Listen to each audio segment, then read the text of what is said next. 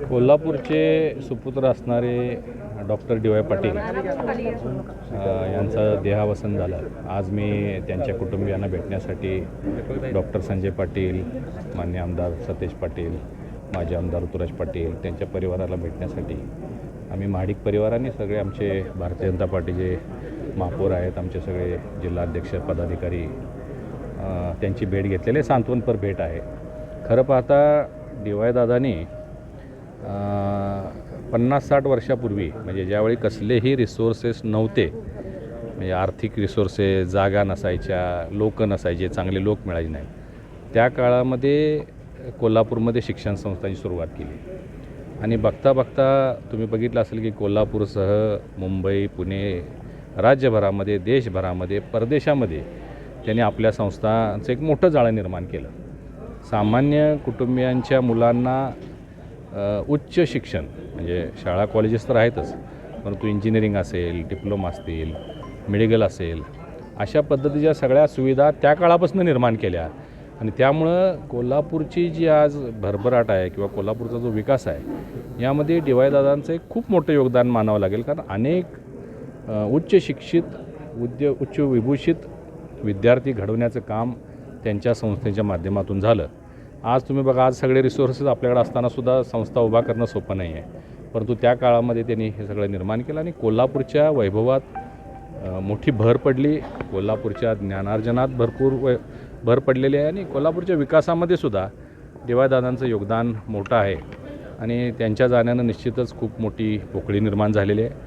आज त्यांचे चिरंजीव असणारे संजय पाटील साहेब असतील, सतेज पाटील साहेब असतील, कर्तृत्ववान लोक आहेत. त्यांनी या संस्था वाढवलेल्या आहेत.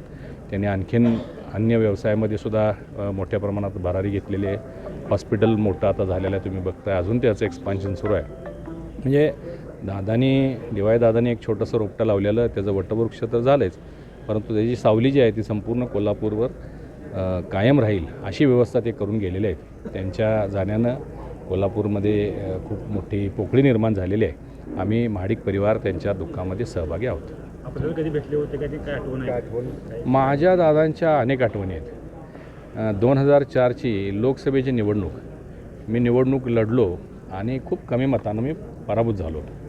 आणि मला वाटते त्या निवडणुकीनंतर एक महिन्याभरातच मी दादांना भेटण्यासाठी आलो होतो, कारण मी सगळीकडं माझे आभार दौरे सुरू होते आणि आभारासाठी मी त्यांच्या घरी इथं आलो होतो. आणि त्यांनी मला सांगितलं होतं की ह्याच्यात पराभूत झाला म्हणून निराश होऊ नको. जसं महादेवराव महाडिक साहेब आमचे नेहमी सांगतात निराश होऊ नको, तसं दादांनी सांगितलं.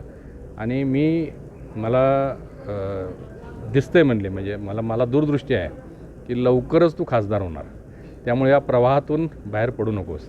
आणि तसंच झालं. आम्ही या प्रवाहात राहिलो. 2009ला शक्य झालं नाही, परंतु 2014ला मी लोकसभेमध्ये कोल्हापूरमध्ये निवडून गेलो. आणि निवडून गेल्यावरसुद्धा मी दादांना भेटायला आलो होतो, आभार मानायला आलो होतो. आणि अनेक वेळा भेट व्हायची. मी आमच्या काही कार्यक्रमानिमित्त पत्रिका द्यायला मी त्यांना भेटायचं. मध्यंतरी अलीकडंच मला वाटतं एक 2-3-4 महिन्यापूर्वी विमानात आम्ही दोघं एकत्र होतो आणि गप्पा मारत आम्ही विमानातून कोल्हापूर ते मुंबई गेलो होतो.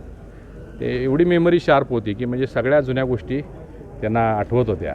असे महान व्यक्ती आहेत. खूप कमी लोक असे जन्माला येतात आणि त्यांचा जन्म आणि मृत्यूपर्यंतच्या या सगळ्या कालावधीमध्ये खूप मोठं काम समाजासाठी ते केलेलं आहे. आणि त्यांच्या आत्म्यास शांती लाभो अशी परमेश्वरचरणी प्रार्थना.